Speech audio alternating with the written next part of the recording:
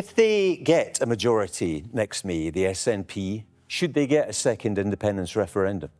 The SNP are not going to get a majority. That's not the question year. I asked you, Monica. If they get it. Well, I don't think they will, and I don't think that's the way to get a referendum. So they shouldn't get a referendum on that basis. There we have Labour's latest position on Scottish independence.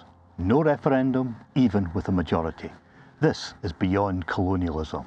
There is no democracy in the UK unless you vote how someone else dictates, and that is no democracy at all.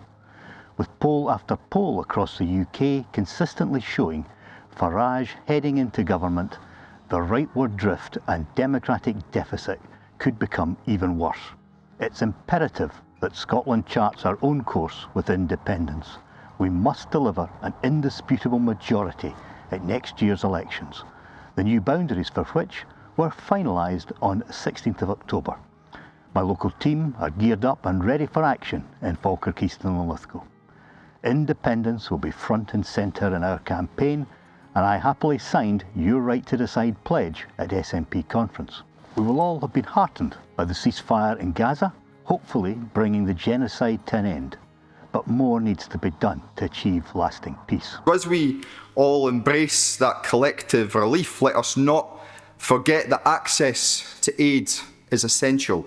Access by the world's media and investigators to document crimes against humanity is essential. A two-state solution is essential. Accountability is essential. It was good catching up with Stephen Flynn and other colleagues at SNP conference, where the mood was both positive and buoyant.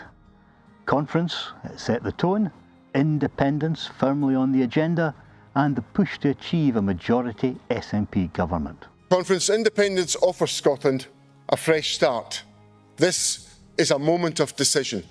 We all face a choice: decline, decay in Westminster and despair with Westminster government, or hope, optimism and ambition with Scottish self-government.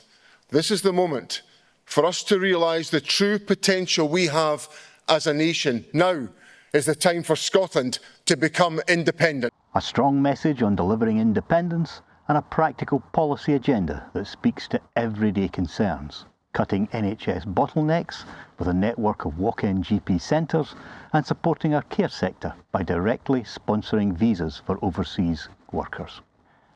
Independence won't happen by itself. We need to convince a majority of our friends and neighbours to vote for it.